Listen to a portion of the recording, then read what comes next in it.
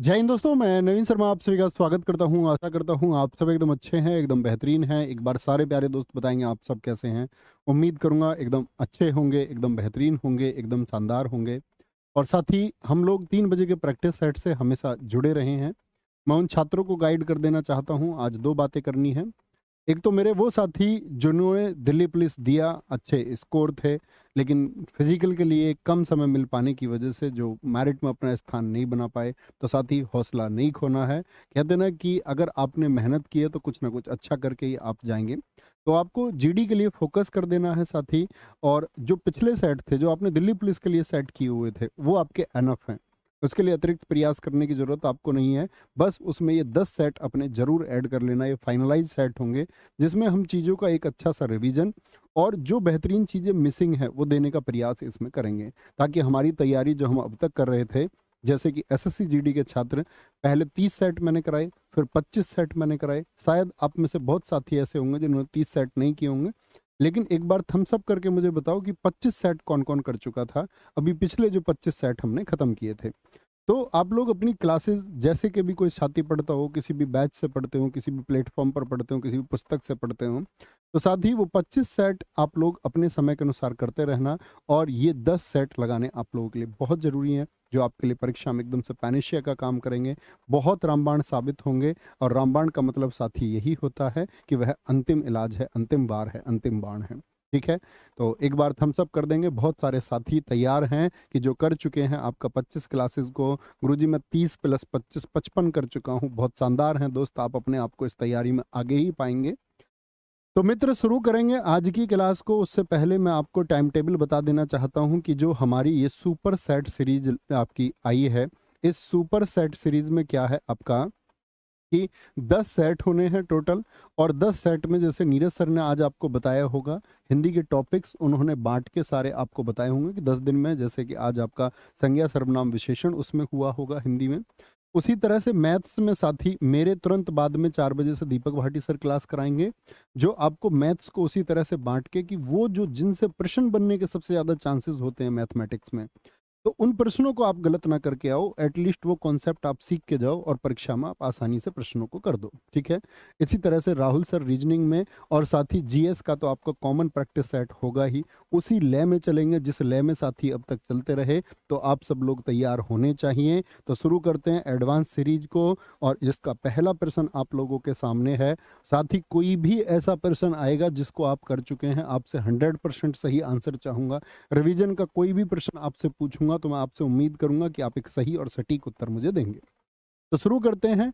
पद्म भूषण और पद्म विभूषण पुरस्कार से सम्मानित सोनल मानसिंह भरतनाट्यम के अलावा निम्नलिखित में से किस नृत्य की कुशल नृत्यांगना है? किसकी नृत्यांगना है जी? कौन? सोनल मानसिंह। देखो भाई, सोनल मानसिंह किसको? भरतनाट्यम। तो याद रख लेना, भारत का मान कब बढ़ेगा? भारत का मान जब बढ़ेगा जब सोनल जैसी बेटी उड़ान भरेंगी। उड़ान से ओडिसी। जब सोनल जैसी बेटी क्या करेंगी? भारत का मान बढ़ाएंगी, अपनी उड़ान से बढ़ाएंगी, अपनी उड़ान से। सोनल मानसिंह जी के लिए 2 अवार्ड लिखे हुए, पद्म भूषण, पद्म विभूषण। याद करना, सबसे कम उम्र में, सबसे कम उम्र में पद्म भूषण किसको मिला? सबसे कम उम्र में पद्म भूषण, क्या साथी आप बता सकते हैं इनको किस वर्ष में पद्म भूषण मिला? तो 1992 में मिला। और सबसे कम उम्र में ही पद्म विभूषण पाने वाली डांसर है, ये नृत्यांगना है। सबसे कम उम्र में कब मिला? 2003 में मिला, 2003 में। लेकिन साथ ही यहाँ पर एक प्रश्न चेंज हो जाता है और बहुत विभेद पैदा करता है। अगर आपसे पूछ ले सबसे कम उम्र में कौन वादक हैं, सबसे कम उम्र में, सबसे कम उम्र में वादक जिनको पद्म भूषण मिला, तब आपका आंसर क्या होगा साथी? तब आपका उत्तर क्या होगा? आप बोलेंगे भैया तब हम लिखेंगे जाकिर हुसैन साहब को। किसको? जाकिर हुसैन को लिखेंगे। किसको लिखेंगे? जाकिर हुसैन को। मैं उम्मीद करूंगा साथी आप लोगों से कि आप मुझे लिख करके एक बार दिखाएंगे कुछ ओडिसी कलाकार। भाई इनका संबंध किससे? 2 से, ओडिसी और किससे? भरतनाट्यम से। तो एटलीस्ट आपसे 2-2 4-4 कलाकार चाहूँगा कि आप लिखें दोनों के, जो आप जानते हो और परीक्षा में अक्सर पूछे जाते हैं। जैसे ओडिसी से मैं नाम लूँ तो महापात्र नाम कभी नहीं भूलेंगे, और जैसे पंकज चरण, दुर्गा चरण मैंने बता रखे हैं चरण से। महापात्र से रवि महापात्र, सुजाता महापात्रा या महापात्र बोल दे। केलूचरण महापात्र हो गए। मायाधर राउत हो गई। कौन हो गई साथी? मायाधर राउत हो गई। ये किससे जुड़ी हुई हैं? ओडिसी से जुड़ी हुई हैं। तीसरा इंद्राणी रहमान, एसएससी सीजीएल 2023 में पूछी गई। इंद्राणी रहमान का संबंध किससे? ओडिसी से है।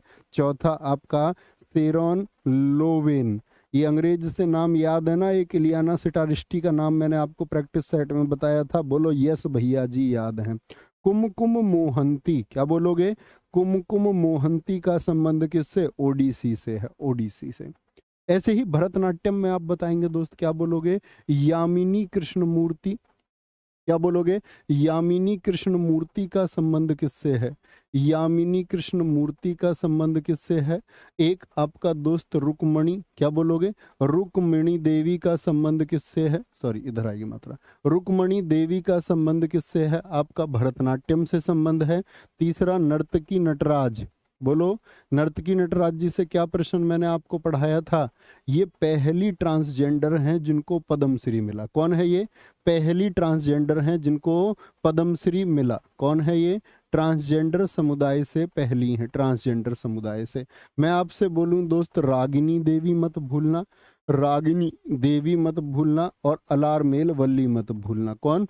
अलारमेल वल्ली का संबंध किससे है?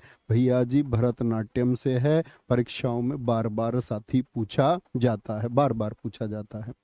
प्रश्न संख्या 2 है, गोरुमारा राष्ट्रीय उद्यान किस राज्य में स्थित है? गोरुमारा, क्या बोलोगे भैया? बिहार में, असम में, पश्चिम बंगाल में। क्या बोलोगे? गोरुमारा, क्या बोलोगे? पश्चिम बंगाल में। कैसे याद करना? देखो, आपका बंगला कब बनेगा? जब भाई आप बुक्स को पढ़ोगे अच्छे से, सुंदर तरीके से, यानी पढ़ाई करोगे कैसे? एक सुंदर वन, सुंदर तरीके से पढ़ाई करोगे तभी सुंदर बंगाल यानी बंगला आपका बनेगा। फिर जल्दी से तुम्हारी शादी भी होगी, और जल्दी से शादी होगी तो आएगी गोरी। क्या बोलोगे? गोरू मारा, गोरू मारा यानी गोरी आएगी। और भैया गोरी कैसी आएगी? नौरा। क्या बोलोगे? नौरा। और जल्दी से फिर वर्दी भी मिलेगी, तुम सिंगम भी बनोगे। सिंगा लीला आएगा। क्या आएगा? सिंगा लीला। ये नेशनल पार्क है, भारत के राष्ट्रीय उद्यान है, कभी गलती मत करना। बिहार का बताना कौन सा सबसे ज्यादा चर्चित है? वाल्मीकि राष्ट्रीय उद्यान। क्या? वाल्मीकि राष्ट्रीय उद्यान। असम में साथी कितने हैं? असम में कितने नेशनल पार्क हैं? सबसे पहले आप किसका नाम जानते हो वही लिखते चले जाओ। रायमोना जानता हूं भैया मैं आपसे दिहिंग पटकाई जानता हूं। क्या जानता हूं? दिहिंग पटकाई नेशनल पार्क मैं जानता हूं साथी। तीसरा मैं आपसे बात करता हूं इसमें, क्या बोलूंगा? डिब्रू सैखोवा मैं जानता हूं। डिब्रू जो है वो कहां पर है? असम में है। मानस कहां पर है? असम में है। पांचवा मैं बताऊं आपको, रायमोना हो गया, दिहिंग पटकाई, डिब्रू हो गया, मानस हो गया। नामेरी क्या बोलोगे? और ओरंग, क्या बोलोगे? ओरंग। और सातवां मैं आपसे पूछना चाहूंगा, सातवां नेशनल पार्क कौन सा है असम में? बोलेंगे भाई, सातवां नेशनल पार्क कौन सा है असम में? बहुत गजब तरीके से बताना है। तो आप क्या कहेंगे भैया? क्या बोलोगे? काजीरंगा, एक सींग वाले गैंडे के लिए प्रसिद्ध है, एक सींग वाले गैंडे के लिए। उत्तराखंड में बताना भाई, उत्तराखंड में बोलेंगे राजा जी। क्या बोलोगे? राजा जी national park. Nanda Devi national park, क्या बोलोगे? Nanda Devi national park. Jim Corbett का नाम क्या बदल दिया? राम गंगा। क्या बोलोगे? राम गंगा नेशनल पार्क कर दिया। और एक गोविंद पशु नेशनल पार्क। क्या? गोविंद पशु, ये भी कहां पर है? ये भी साथी हमारा, क्या बोलेंगे सारे दोस्त भैया जी, उत्तराखंड में है। नराली पूर्णिमा भारत के किस राज्य में मानसून के अंत का प्रतीक होता है? आज ही क्लास में बताया मैंने आपको स्टैटिक जी के पढ़ाते टाइम एप्लीकेशन में निराले कौन लगते हैं, जरा बताएं क्या बोलेंगे जी। निराले कौन लगते हैं भैया, बोल दो फटाफट से, क्या बोलेंगे जी। बिहार में, तमिलनाडु में, पश्चिम बंगाल या फिर महाराष्ट्र। भैया जी महाराष्ट्र कहेंगे। कौन लगते, महाराणा जी निराले लगते, निराले। कैसे जी, किस पे बैठ के, काले घोड़े पर बैठ के। एक एक आप बताओ। काला घोड़ा उत्सव यहीं पर मनाया जाता है भाई। एलिफेंटा उत्सव किस पे, काले घोड़े पे बैठ के भी निराले और एलिफेंट पर भी निराले। एलिफेंटा उत्सव भी यहीं पर मनाया जाता है। नाग पंचमी कहाँ पर मनाया जाता है, नाग पंचमी तो महाराष्ट्र में मनाया जाता है। पोला महोत्सव कहाँ पर मनाया जाता है, मुझे बताओ। पोला महाराष्ट्र के अलावा और कहाँ पर मनाया जाता है। गोकुल अष्टमी कहाँ पर मनाया जाता है साथी, गोकुल अष्टमी महाराष्ट्र में। और मैं अब आपसे पूछूंगा, मुझे बताओ महाराष्ट्र का नव वर्ष किसको कहते हैं, कौन सा त्योहार है जो महाराष्ट्र का साथी न्यू ईयर कहलाता है। तो आप क्या बोलेंगे, न्यू ईयर भैया जी गुड़ी पड़वा कहलाता है। कोई भी न्यू ईयर नहीं भूलना है, एग्जाम के टाइम पे हिदायत दे रहा हूँ। इस 10 दिन में जो भी की पॉइंट्स आपको दे दूं वो आपको कंठस्थ होने चाहिए। पश्चिम बंगाल में अगर मैं आपसे पूछूं साथी, क्या बता सकते हैं आप। भैया जी पश्चिम बंगाल में पूजा होती है, कौन सी, एक तो दुर्गा पूजा हो गई। कौन सी पूजा, दुर्गा पूजा पश्चिम बंगाल की, कभी नहीं भूलना। दुर्गा पूजा, काली पूजा, क्या बोलोगे, काली पूजा कहाँ पर होती है भैया, पश्चिम बंगाल में होती है। जगधात्री पूजा कहाँ पर होती है, ये 3 पूजा पढ़े बगैर परीक्षा में नहीं जाना है। जगधात्री पूजा, काली पूजा, दुर्गा पूजा, कहाँ की, पश्चिम बंगाल की साथी। तमिलनाडु का बताएं भाई, तमिलनाडु का कौन बताएगा, क्या बोलोगे, आदि पेरक्कू उत्सव। कौन सा, आदि पेरक्कू उत्सव। और एक आप बता दो तमिलनाडु का, क्या बोलेंगे जी, आपसे जानना चाहूंगा। जैसे मैं कह दूं थिपुसुम त्योहार। और एक आप बताएंगे सबसे चर्चित कौन सा है, सबसे चर्चित कौन सा है बताएंगे भाई, सबसे चर्चित कौन सा होगा। तो तमिलनाडु का नववर्ष ही बताओ आप, पुंथुडू न्यू ईयर है, पुंथुडू। बिहार का नववर्ष बताना साथी, बिहार का नववर्ष कौन सा होता है, क्या बोलोगे, बिहुला। बिहुला कहाँ का है, देखो इससे कंफ्यूज होता बहुत बच्चा, बिहू असम लिख देता, आपको लिखना बिहुला बिहार का है। सामा चकेवा कहाँ का है, सामा चकेवा कहाँ का, बिहार का। और मुझे बताओ बिहार का न्यू ईयर कौन सा कहलाता है, देखना चाहूंगा भाई। न्यू ईयर ऑफ बिहार कौन सा है, बिहार का नववर्ष किस उत्सव को कहा जाता है, कौन सा उत्सव है, क्या बोलेंगे जी, उत्तर दिखाएं एक बार बच्चों के। बहुत कम बच्चे बेस्टू बरस लिख रहे हैं, गलत लिख रहे हो भाई। फाग हरियाणा का लिख रहे हैं बहुत सारे साथी, बिहुला न्यू ईयर नहीं है। खिचड़ी उत्तर प्रदेश का है जो साथी लिख रहे हैं, खिचड़ी। जिन साथियों ने शीतल शीतल लिखा वो बहुत गजब है। जुड़ शीतल, क्या बोलोगे, जुड़ शीतल बिहार का नववर्ष है। कौन सा, जुड़ शीतल बिहार का नववर्ष है, भूलना नहीं है, ठीक है। आगे आएंगे। क्रिकेट टेस्ट मैच में भोजन अवकाश, जो लंच का इंटरनल यानी कि इंटरवल होता है, कितने समय के लिए होता है इंटरवल टेस्ट मैच में। अच्छा, टेस्ट मैच के बारे में क्या क्या जानते हो जी, तो आप बोलेंगे भैया इंटरवल होता 40 मिनट का, इंटरवल यानी कि लंच खाना खाने के लिए ये। और टी ब्रेक कितनी देर का होगा, जो चाय का ब्रेक होता है, बताओ भाई टी ब्रेक कितनी देर का होगा भैया, टी ब्रेक होता है 20 मिनट का।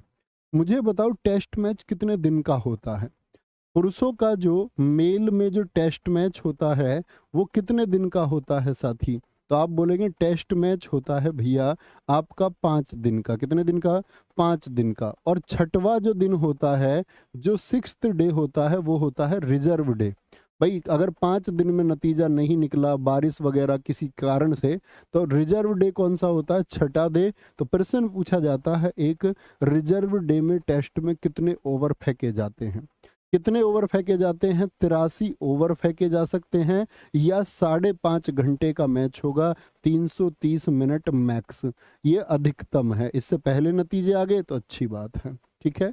तो टेस्ट मैच कितने दिन का होता है, 5 दिन का। ले मैं पूछूं आपसे, महिला टेस्ट मैच कितने दिन का होता है, जो महिला होती है टीम उसके लिए टेस्ट मैच कितने दिन का होता है। महिलाओं के लिए, फीमेल के लिए जो टेस्ट मैच होता है वो 4 दिन का होता है साथी, 4 दिन का। तो 5 दिन में जैसे मान के चलो पहला दिन है, क्या है पहला दिन, दो चीजें और सिखानी है। तो पहले दिन में कितने सेशन होते हैं, मतलब टेस्ट मैच में एक दिन में कितने सेशन होते हैं।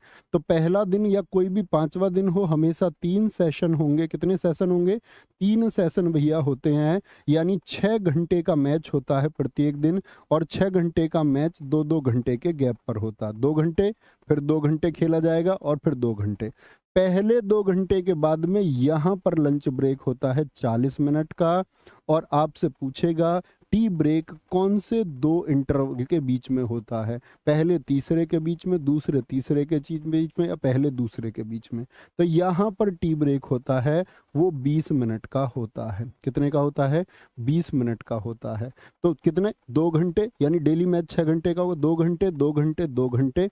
तो जो टी ब्रेक होगा 20 मिनट का, वो दूसरे और तीसरे हाफ के बीच में होगा, और इसके बाद में तो दिन का खेल खत्म हो जाता है। प्रत्येक दिन में टेस्ट में कितने ओवर फेंके जाते हैं भैया, 90 ओवर फेंके जाते हैं। यानी इन 2 घंटे में 30 ओवर फेंकने का नियम है, ये याद रख लेना। प्रत्येक सेशन में कितने ओवर फेंके जाने चाहिए, औसतन 30 ओवर फेंके जाने चाहिए, नहीं तो फिर पेनल्टी लगती है, फिर तो पेनल्टी लगती है साथी। ठीक है, आगे आएंगे। कॉमनवेल्थ गेम्स किसके द्वारा आयोजित किए जाते हैं। कॉमनवेल्थ गेम्स जो होते हैं वो किसके द्वारा आयोजित होते हैं। अंतर्राष्ट्रीय ओलंपिक परिषद, एशियाई खेल संघ, ये तो एशियाई खेलों को, ये ओलंपिक खेलों को। राष्ट्रमंडल खेल संघ होगा, जी भैया। जो कॉमनवेल्थ गेम्स एसोसिएशन होता है वही कॉमनवेल्थ गेम्स का आयोजन करता है। मुझे बताओ पहले कॉमनवेल्थ गेम कब हुए थे। पहले कॉमनवेल्थ गेम हुए थे साथी, वो कब हुए थे। पहले कॉमनवेल्थ गेम्स आप कहेंगे भैया जी 1930, कभी नहीं भूलूंगा, परीक्षा में इस बार भी आएगा, हैमिल्टन कनाडा में हुए। ये तो सब जानते होंगे साथी। दूसरा बताओ, दूसरे कब हुए थे, या मैं बोलूं सेकंड कॉमनवेल्थ गेम्स कब हुए थे। तो आप बोलेंगे दूसरे हुए 1934 में, भैया लंदन में आयोजित हुए। कहाँ पर, लंदन में आयोजित हुए। और यहीं पर भारत का एक रिकॉर्ड है जिसको एसएससी बहुत पूछती है। बताना पहले भारतीय कौन है जिन्होंने राष्ट्रमंडल खेलों में पदक जीता था। तो पहले भारतीय कौन है भैया जी, राशिद अनवर, इसी ओलंपिक में जीते थे राशिद अनवर। ये भैया कुश्ती से संबंधित हैं, किससे, कुश्ती से संबंधित है, और इन्होंने यहाँ पर कांस्य पदक जीता था। तो भारत के पहले पदक विजेता हैं ये, पहले इंडियन हैं जिन्होंने भारत को कोई मेडल दिलाया। पहले इंडियन है जिन्होंने मेडल दिलाया। मेडल कौन सा था, ब्रॉन्ज। मुझे बताओ राष्ट्रमंडल खेलों में गोल्ड जीतने वाले प्रथम भारतीय कौन है। राष्ट्रमंडल में गोल्ड किसने जीता, कॉमनवेल्थ गेम्स में गोल्ड जीतने वाले पहले भारतीय कौन है, पहले इंडियन कौन है। तो क्या बोलोगे, 1958 का रिकॉर्ड है जी। क्या बोलोगे, जीव मिल्खा सिंह, नहीं जी, जीव मिल्खा सिंह तो गोल्फ से जुड़े हुए हैं। हमारे मिल्खा सिंह, फ्लाइंग सिख मिल्खा सिंह, कौन सा गेम खेलते थे भैया, बताना, दौड़ से संबंधित थे, और इन्होंने गोल्ड जीता। मुझे बताएंगे कॉमनवेल्थ गेम्स में मेडल जीतने वाली पहली महिला कौन है। मेडल जीतने वाली पहली भारतीय महिला कौन है। तो क्या आंसर आएगा, पहली भारतीय महिला। तो आपका आंसर आएगा भैया, कांस्य जीता था किसने, आपका अमी घिया और कंवल सिंह इकट्ठे खेल रही थी बैडमिंटन। इकट्ठे एक जोड़ी है, इसने बैडमिंटन में, किसमें, कौन सा खेल है इनका, बैडमिंटन में। कौन सा अवार्ड जीता भैया, इन्होंने कांस्य जीता। क्या जीता, कांस्य जीता था 1978 के कॉमनवेल्थ गेम्स में, 1978 में। अच्छा, गोल्ड जीतने वाली कौन है, कॉमनवेल्थ गेम्स में गोल्ड मेडल जीतने वाली कौन है। गोल्ड जीतने वाली, तो आप बोलोगे 1998 में रूपा उन्नीकृष्णन। कौन है, रूपा उन्नीकृष्णन है। क्या बोलोगे, रूपा उन्नीकृष्णन। कभी भी गलती नहीं करनी है। कौन, रूपा उन्नीकृष्णन। मीराबाई चानू कहाँ से आ गई भाई, कुछ भी नाम लिख देते हो। क्या बोलोगे, रूपा उन्नीकृष्णन। मुझे बताओ भारत में कॉमनवेल्थ गेम्स कितनी बार हुए हैं। भारत में क्या हुए भी हैं एक आध बार या नहीं, बोलो जी। कॉमनवेल्थ गेम्स भारत में कितनी बार हुए हैं? तो सिर्फ एक बार हुए हैं साथी, एक बार हुए हैं। वो भी कब हुए हैं? सन 2010 में। प्रश्न आपसे पूछा जाएगा नई दिल्ली में। मुझे बताओ भारत की स्थिति क्या थी इन गेम्स में? भारत की रैंक क्या थी? तो क्या बोलोगे? जब भारत में कॉमनवेल्थ गेम्स हुए तो भारत की जो रैंक थी, भारत की जो रैंक थी, क्या बोलोगे? वो थी भैया सेकंड। क्या रैंक थी? भारत की रैंक थी सेकंड। क्या बोलोगे? भारत की रैंक थी सेकंड। और भारत ने कुल मेडल यहाँ पर जीते थे, आपका मेडल भारत के आए थे 101। कितने मेडल? 101 मेडल, जिसमें 38 गोल्ड थे हमारे। 138 तो टोटल मेडल थे। तो कुछ भी पूछ सकता है आपसे कुल मेडल कितने थे, क्योंकि ये चर्चित है कि भारत में एक ही बार हुआ, भारत में एक ही बार हुए हैं। तो आप लोगों को साथ ही ये पता होने चाहिए। नेक्स्ट है जी, रोवर्स कप निम्नलिखित में से किस खेल से संबंधित है? रोवर्स कप बताएंगे। वॉलीबॉल, क्रिकेट, फुटबॉल या फिर हॉकी? आंसर बहुत आसान है, फुटबॉल से है। तो फुटबॉल के सारे कप सोच लीजिए आप कौन कौन से हैं भैया। संतोष ट्रॉफी।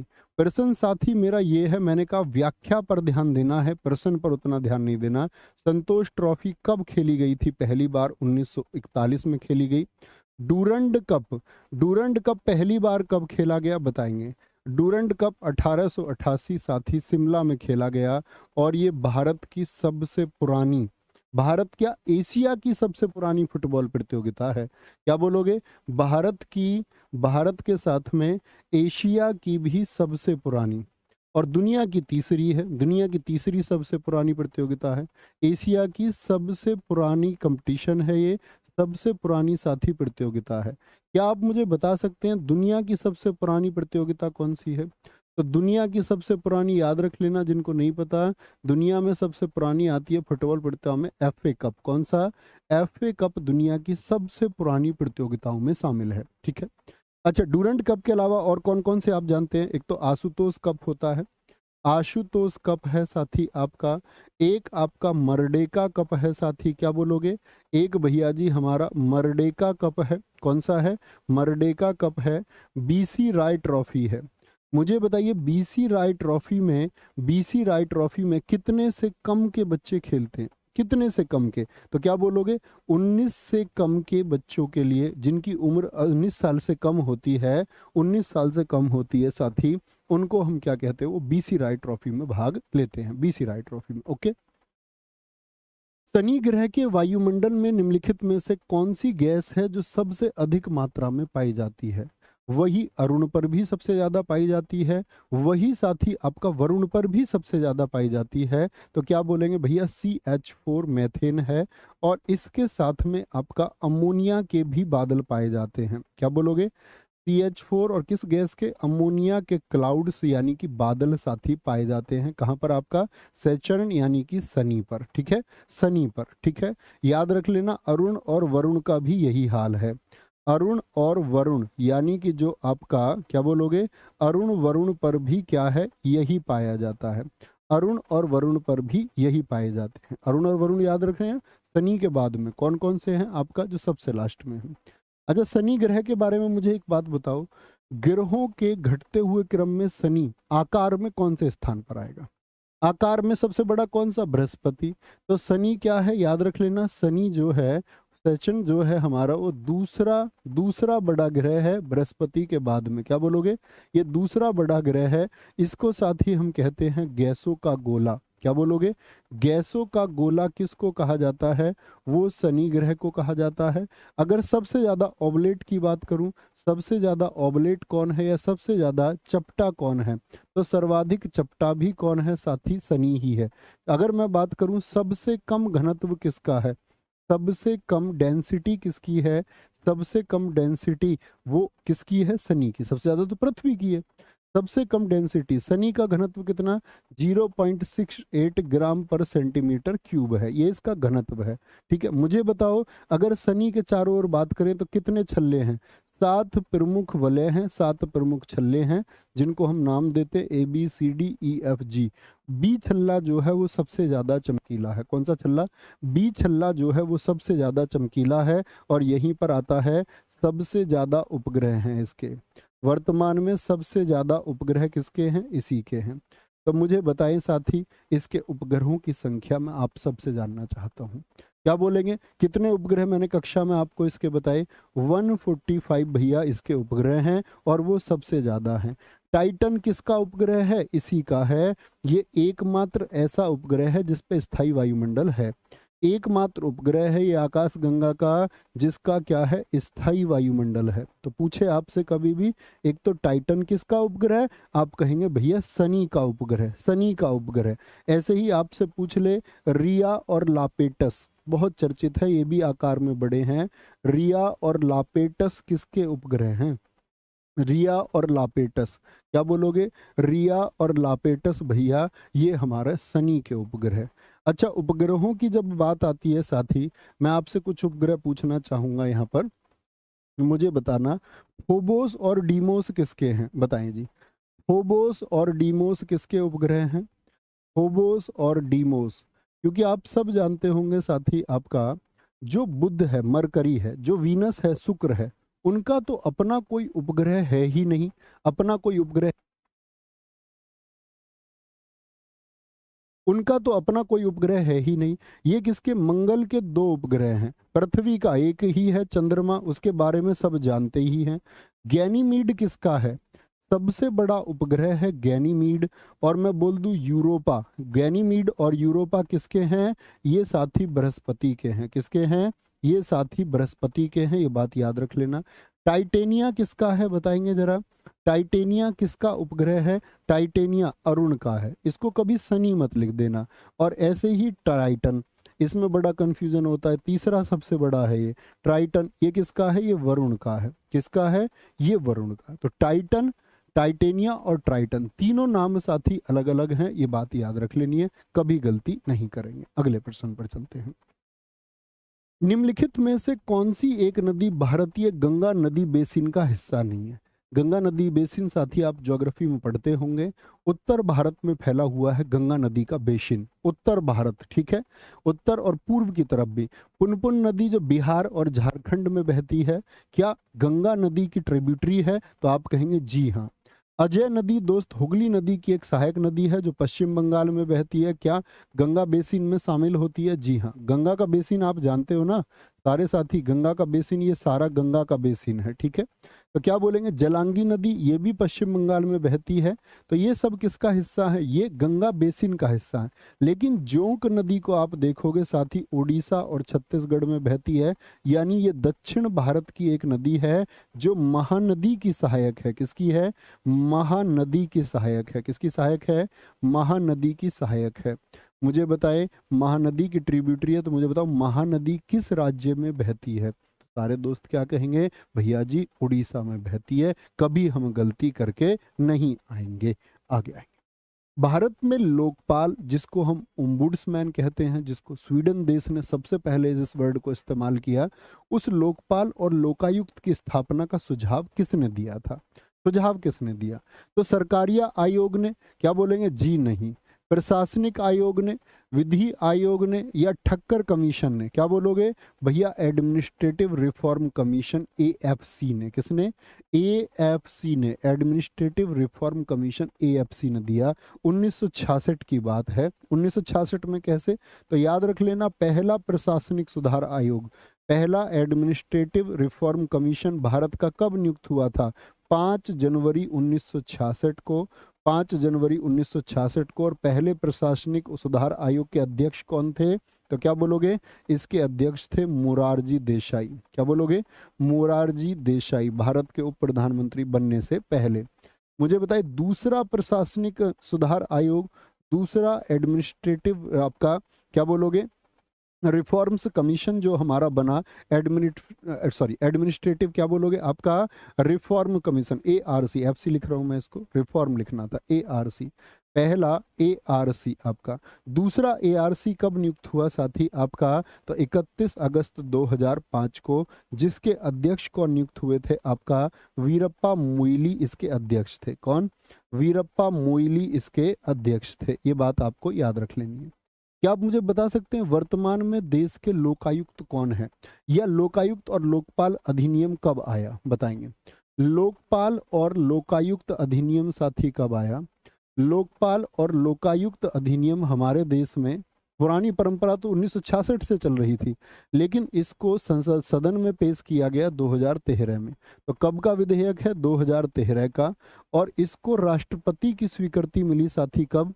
1 जनवरी 2014 को राष्ट्रपति साहब ने इसको स्वीकृत किया था मित्र। कब आपका? आप कहेंगे भैया 1 जनवरी 2014 को। और फिर आपका 16 जनवरी 2014 से क्या हुआ? ये लागू हो गया। क्या हो गया? ये लागू हो गया।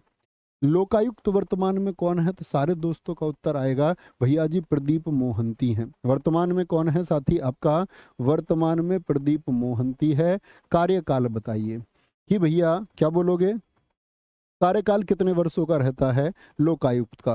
प्रदीप मोहंती। तो क्या बोलोगे भैया? 5 या 70 वर्ष में से जो पहले हो जाए।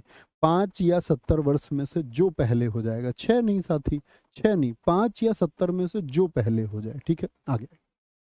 मंडल आयोग रिपोर्ट किस वर्ष प्रस्तुत की गई थी? मंडल आयोग, ओबीसी आरक्षण के लिए जो मंडल आयोग की रिपोर्ट थी, मंडल आयोग, जिसके अध्यक्ष कौन थे? बीपी मंडल थे। कौन थे?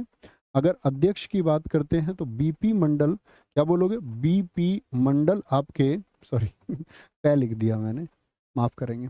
बीपी मंडल इसके पहले अध्यक्ष थे। किसी भी छोटी मोटी गलती के लिए भाई माफ किया करो, हो जाती है। बीपी मंडल क्या बोलोगे आप? कौन थे? आपका इसके पहले के अध्यक्ष थे। ठीक है, और इसने अपनी रिपोर्ट पेश की 1980 में। लेकिन मैं पूछूं लागू कब हुई ये रिपोर्ट? रिपोर्ट ये लागू हुई 1990 में। क्या बोलोगे? वीपी सिंह जी ने। और इसी में क्या सिफारिश की गई थी मंडल आयोग की इन कमेटी में? इसमें सिफारिश की गई थी ओबीसी को आरक्षण की बात। और कितने प्रतिशत आरक्षण ओबीसी को दिया गया?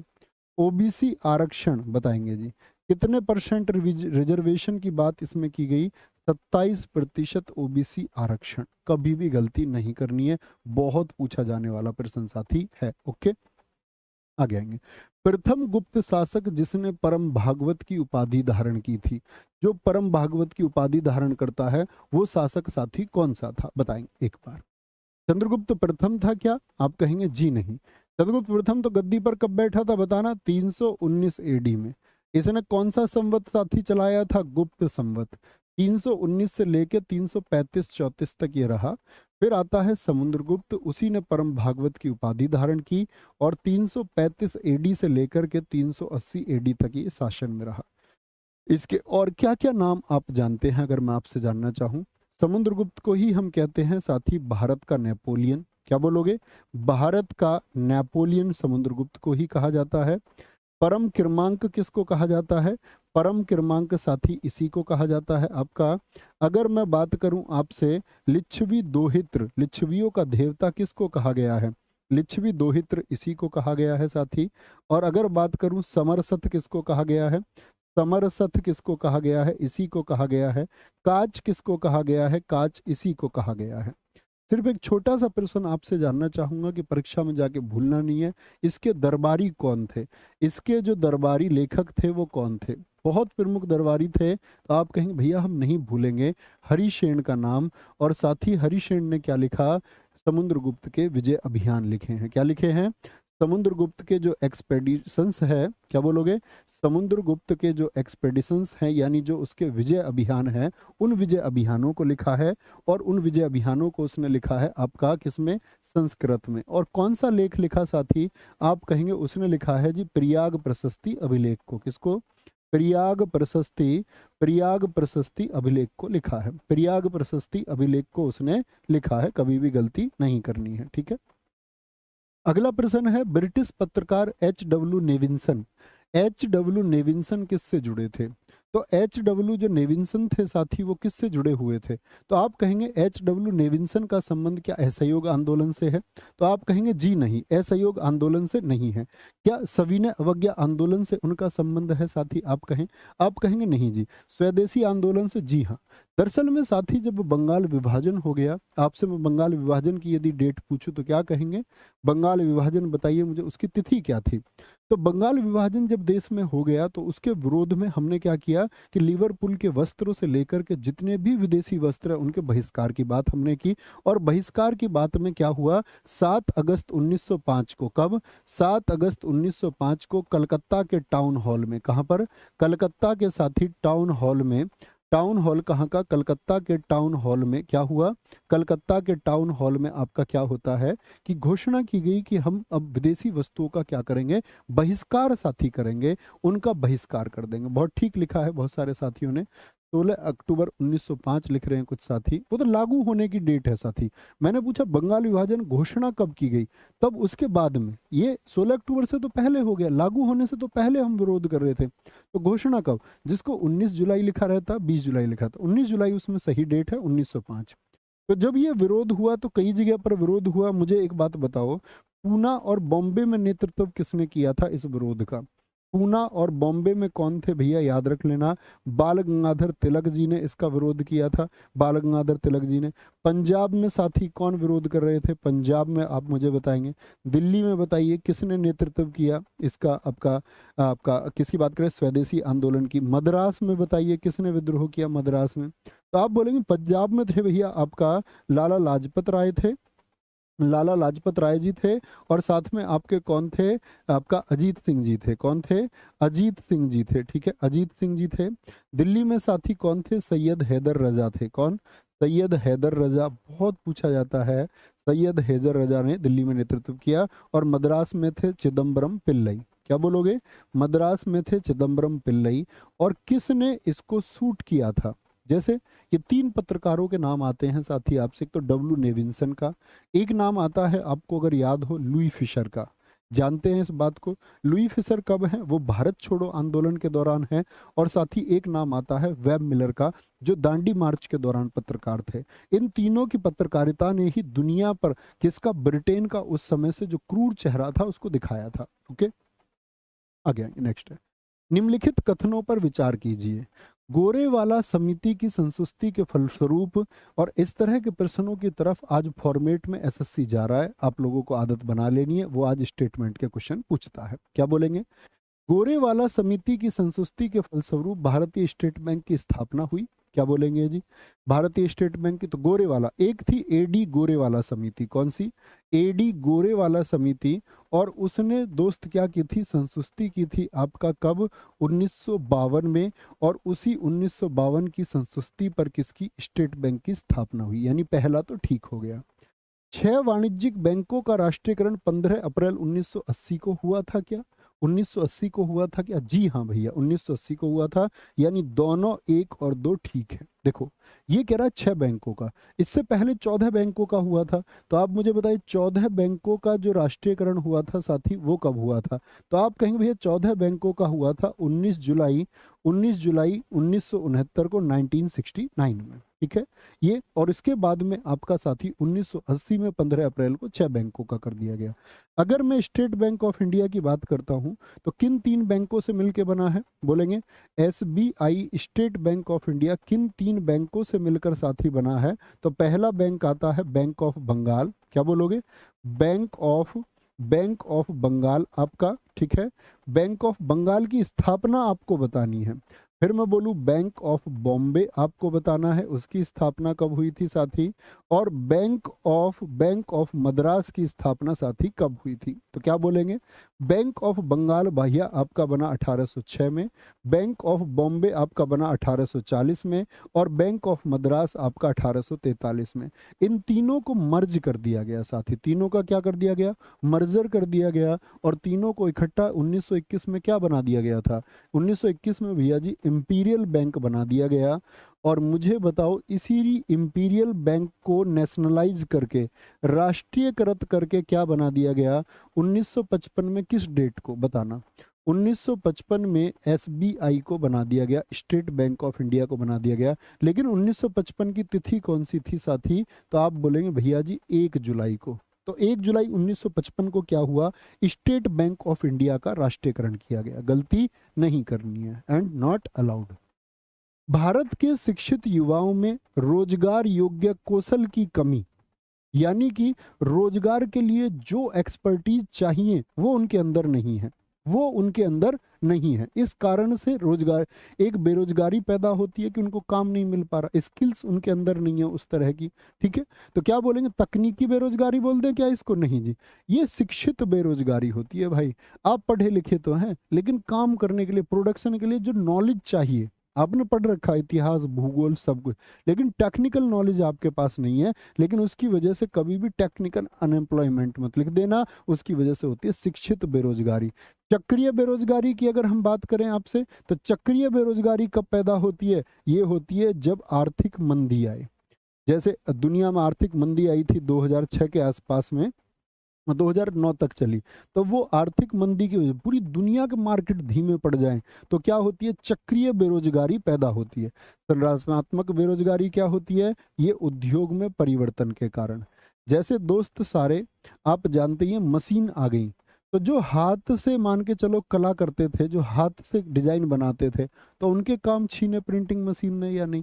आप कहेंगे जी भैया। तो उद्योगों में परिवर्तन की वजह से जो हो वो संरचनात्मक बेरोजगारी होती है। सबसे इंपॉर्टेंट होती है छिपी, ठीक है, जिसको हम प्रछन्न भी कहते हैं, प्रछन्न भी कहते हैं, या अदृश्य भी कहते हैं, या इसको क्या बोलते हैं हम, अदृश्य बेरोजगारी भी कहते हैं। ये क्या है? ये दिखती नहीं है। मतलब जैसे आपके घर, मान के चलो आपके पास 10 बीघे खेत हैं, और उस 10 बीघे में क्या पूरा परिवार लगा रहता, उतने लोगों की आवश्यकता नहीं है। तो ये कृषि में पाई जाती है। कहाँ पर? कृषि में पाई जाती है।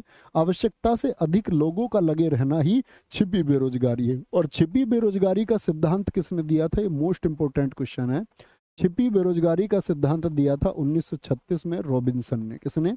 1936 में साथी रॉबिन्सन, एक अर्थशास्त्री है, रॉबिन्सन नामक अर्थशास्त्री ने ये दिया था। एक होती है घर्षणात्मक, कैसी आपका, सॉरी, घर्षणात्मक बेरोजगारी पैदा होती है। और घर्षणात्मक बेरोजगारी साथी कैसी बेरोजगारी होती है? तो आप कहेंगे घर्षणात्मक बेरोजगारी में क्या होता है भैया, ये मांग और पूर्ति की वजह से होती है।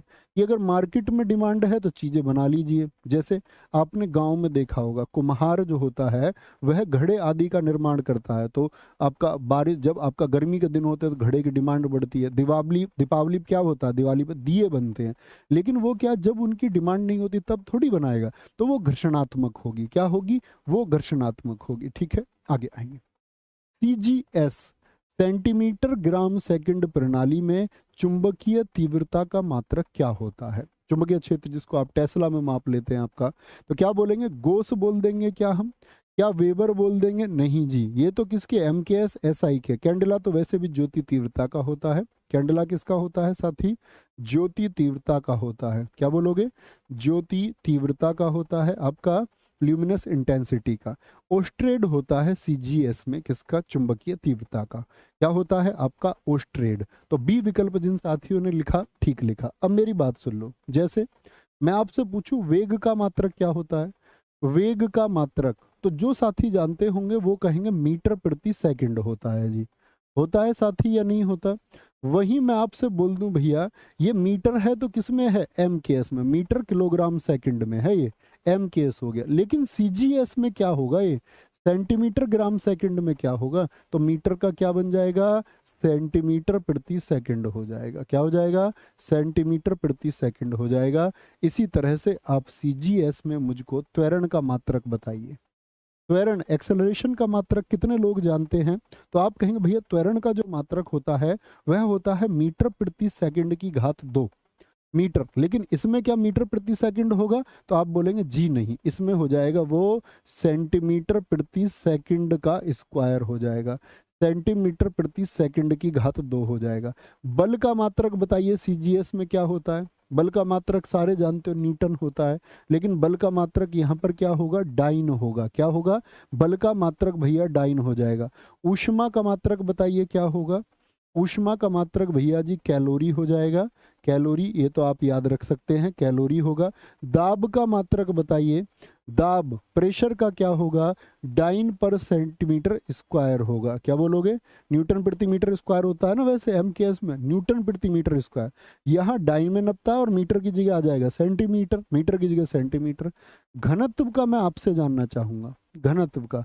तो घनत्व का क्या हो जाएगा बताएंगे फटाफट से, ग्राम पर सेंटीमीटर क्यूब हो जाएगा। तो ये वो मात्रक हैं जो सीजीएस में लगातार पूछे जाते हैं और हम जल्दबाजी में गलत उत्तर देते हैं। मीटर वाला ना चुनना साथी इसमें, क्या बोलोगे? मीटर वाला इसमें चुनना नहीं है। अधोलिखित को सुमेलित कीजिए, एक मिलान करके दिखाना भाई, थोड़ा समय तो लगेगा लेकिन करना पड़ेगा आपको ये मिलान। अच्छे से इस मिलान को करें और उत्तर दें। बोलेंगे पहला है विटामिन सी। विटामिन सी के लिए सामने देखिए क्या मिलता है।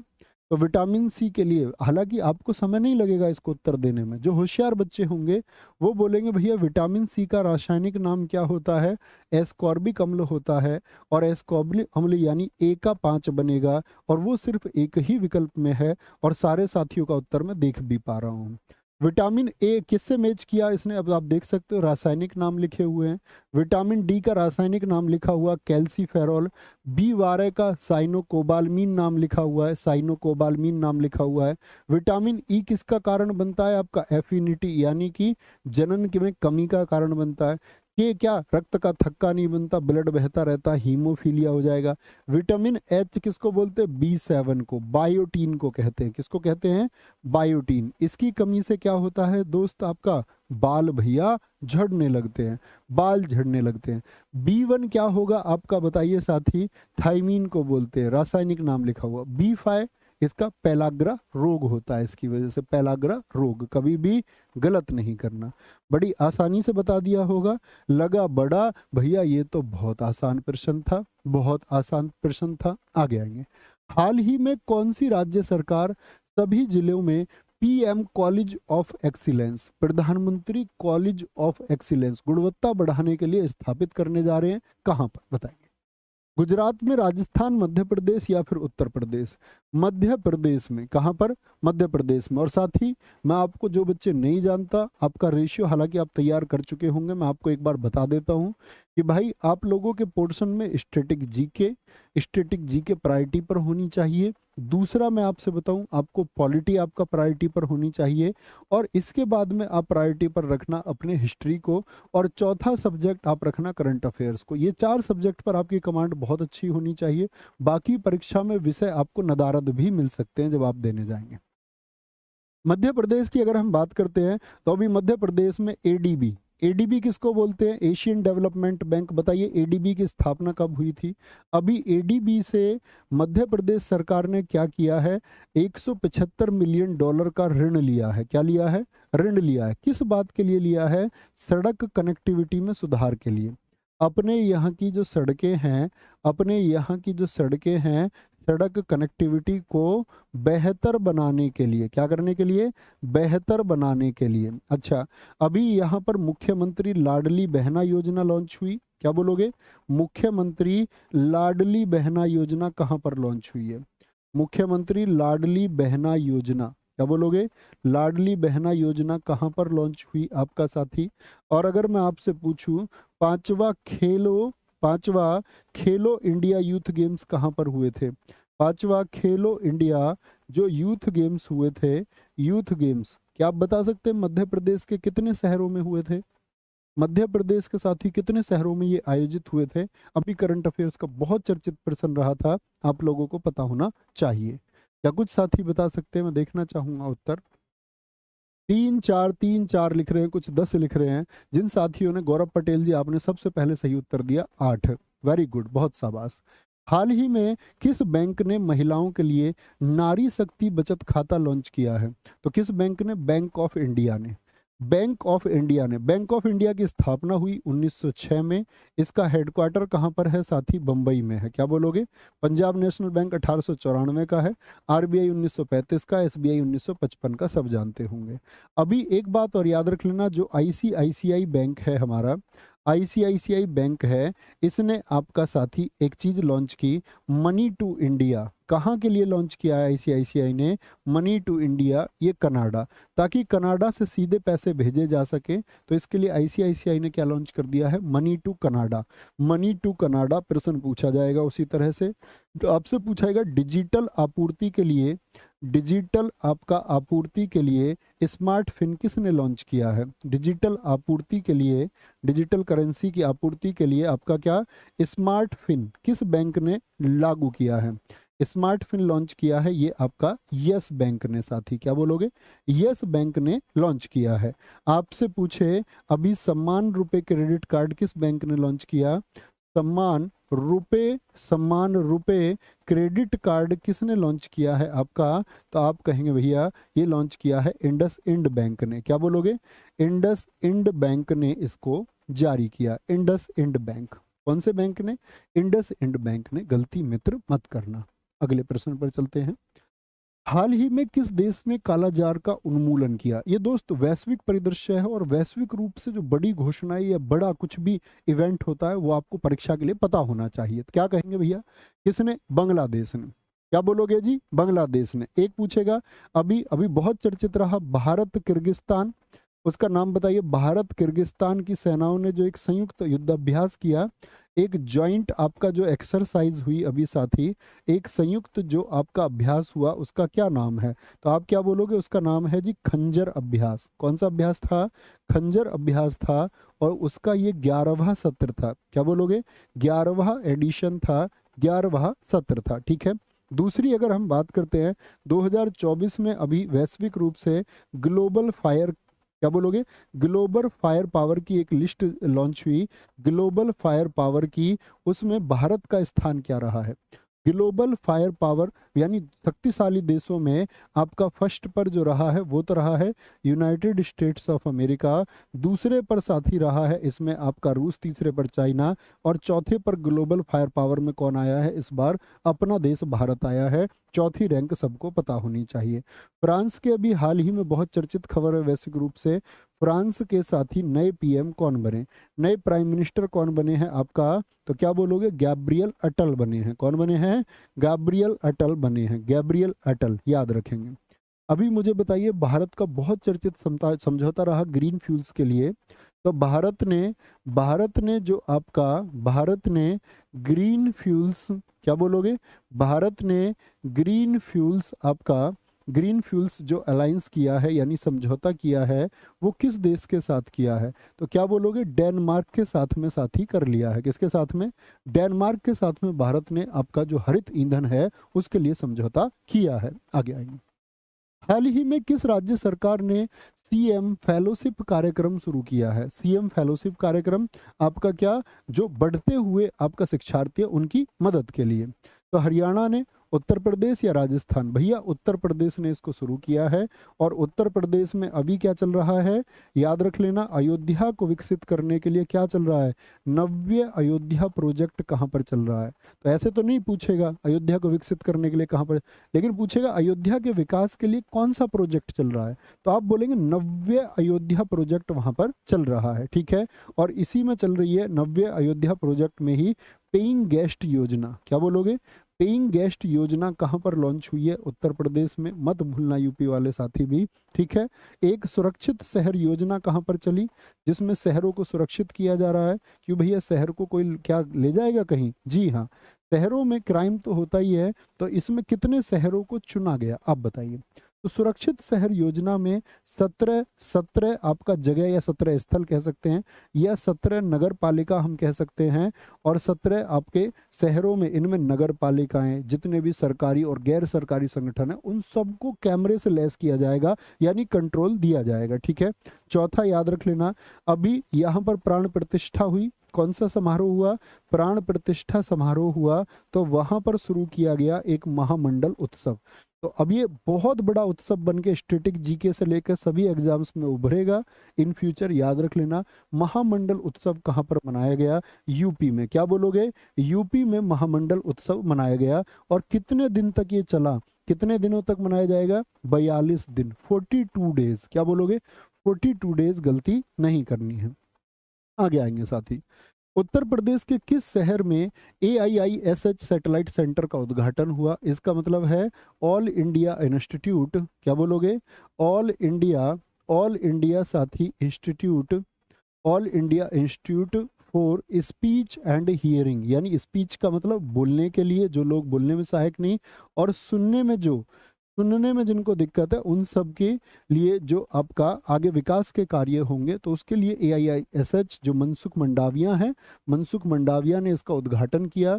लेकिन कहाँ पर किया है, उत्तर प्रदेश के किस शहर में, ये आपका आज का होमवर्क है साथी। ये 10 क्लासेस से जुड़े रहिए। मैंने आपसे पहले भी कहा, ये आपको दोस्त फाइनलाइज करेंगे पिछली तैयारी के रिवीजन से लेकर के क्या चीज़ें हमारी मिसिंग थी, उन सब चीज़ों को पूर्ण करना है। ख्याल रखेंगे अपना बहुत सारा। मिलते हैं कल साथी आपका कक्षा में। बाय बाय, टेक केयर, जय हिंद, जय भारत, लव यू ऑल, बहुत सारा प्यार। ठीक है, ख्याल रखिए, अच्छे से पढ़ते रहिए, सब बढ़िया होगा, सब बेहतरीन होगा। बस ज़रूरत है तो आपको खुद पर विश्वास रखने की, क्योंकि इस दुनिया में साथी किसी भी चीज़ से, किसी पुस्तक से, किसी कंटेंट से, किसी टीचर, इन सब चीज़ों से ज़्यादा ज़रूरी है आपका खुद पर विश्वास होना। अगर वह है तो आप सब कुछ कर सकते हैं। थैंक यू, नमस्ते।